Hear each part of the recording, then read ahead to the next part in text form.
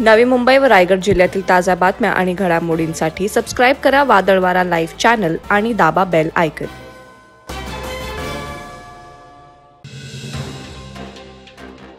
न्हावा शिवडी सागरी सेतूमुळे नवी मुंबई आणि उरणवासियांना मुंबईला 20 मिनिटात पोहोचता येणार आहे। या सागरी सेतूवर टोल नाका असणार आहे, तरी या टोल नाक्यावर न्हावा खाडी, गव्हाण, शिवाजीनगर, गव्हाण कोपर, मोरावे, वहाळ, बामणडोंगरी, जासई, शेलघर, जावळे, चिर्ले, गावठाण सहित संपूर्ण उरण तालुक्यातील स्थानिकांना टोल माफी देण्यात यावी अशी मागणी कामगार नेते महेंद्र शेठ घरत यांनी महाराष्ट्र राज्याचे मुख्यमंत्री, उपमुख्यमंत्री आणि MMRDA कडे केली आहे। टोल माफी केली तर सागरी सेतूवरून प्रवास करताना ग्रामस्थांना दिलासा मिळेल अशी भावना महेंद्र घरत यांनी व्यक्त केली।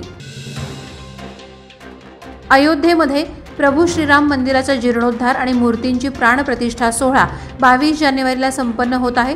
याच पार्श्वभूमीवर श्रीराम जन्मभूमी तीर्थक्षेत्र अयोध्येहून नागोठण्यात आलेल्या अभिमंत्रित अक्षता सर्वप्रथम नागोठण्याची आराध्य ग्रामदेवता श्री जोगेश्वरी माता मंदिरात ग्रामदेवतांना वाहण्यात आल्या।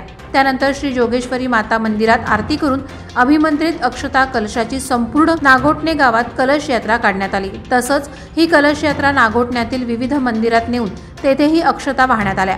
जागोजागी नागरिकांकडून कलशाचं जंगी स्वागत करण्यात आलं।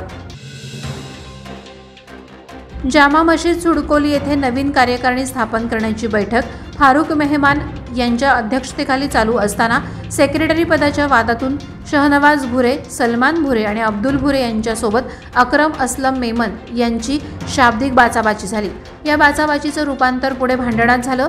यावेळी अब्दुल, सादिक, साजिद, साहिद, आबिद, शहनवाज, सलमान, जावेद यांनी मिळून अक्रमला हाताबुक्क्यानं जबर मारहाण करत त्याच्यावर चाकूनं हल्ला केला। यामध्ये अक्रम याच्या खांद्यावर, पाठीवर आणि नाकावर जबर वार करण्यात आले। तसंच भांडण सोडवायला गेलेल्या समीर शेख याच्याही हातावर वार झालेत। या घटनेची तक्रार रोहा पोलीस स्टेशनमध्ये करण्यात आली। पुढील तपास इन्स्पेक्टर बाबर करत आहेत। 31 डिसेंबरच्या रात्री माणगाव बामणोली रोडवरील महादेव सॉमिल या लाकडाची गिरणीमध्ये दरोडा पडलाय। 31च्या रात्री सुमारे 3 ते 3:30 वाजण्याच्या सुमारास ऑफिसच्या दरवाजाचा कडी कोंडा उचकटून चोरांनी आत प्रवेश केला। कार्यालयातील गल्ल्यामध्ये असणारे सुमारे 1500 रुपये रक्कम आणि काही चिल्लर चोरांनी लंपास केली। तसंच कपाटाचा लॉक तोडून त्यातील पर्समध्ये असणारे कार्ड, कागदपत्र आणि CCTV कॅमेरे उघडून त्याचे काही भाग देखील अज्ञात चोरट्यांनी लंपास केले। यामुळे भुरट्या चोरांनी मोर्चा मीरकडे वळवलाय का अशी चर्चा माणगावमध्ये सुरू आहे। राज्यातील अंगणवाडी सेविका कर्मचारी ॲक्टनुसार ग्रॅज्युएटी मिळण्यास पात्र असल्याचे सर्वोच्च न्यायालयाने निर्देश देऊन 1.5 वर्ष होऊन देखील राज्य शासनामार्फत अत्यंत तटपुंजा मानधनावर अंगणवाडी सेविकांना काम करावं लागत असून मानधनवाढ करण्यात यावी। तसंच इतर प्रलंबित मागण्यांसाठी अंगणवाडी सेविकांनी काम बंद आंदोलन सुरू केलंय। पनवेल पंचायत समितीच्या आवारात अंगणवाडी सेविकांनी गाण्याच्या माध्यमातून राज्य सरकारचा तसेच रायगड जिल्ह्यातील लोकप्रतिनिधींचा निषेध व्यक्त केला। महाराष्ट्र राज्य अंगणवाडी कर्मचारी संघटनेच्या उपाध्यक्ष रश्मी म्हात्रे यांच्या नेतृत्वाखाली हे आंदोलन करण्यात आलं। चौक ग्रामपंचायतीच्या सरपंच रितू ठोंबरे यांनी आपले वडील सुधीर शेठ यांचा वाढदिवस सामाजिक उपक्रमांनी साजरा केला। यावेळी शेकडो आदिवासी आणि गरजवंत महिलांना साड्यांचे वाटप करण्यात आलं।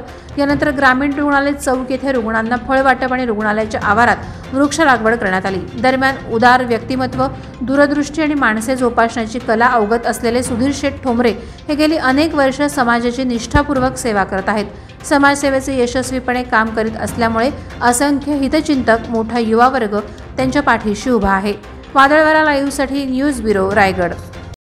नवी मुंबई व रायगड जिल्ह्यातील ताज्या बातम्या आणि घडामोडींसाठी सबस्क्राइब करा वादळवारा लाईव्ह चॅनल आणि दाबा बेल आयकॉन।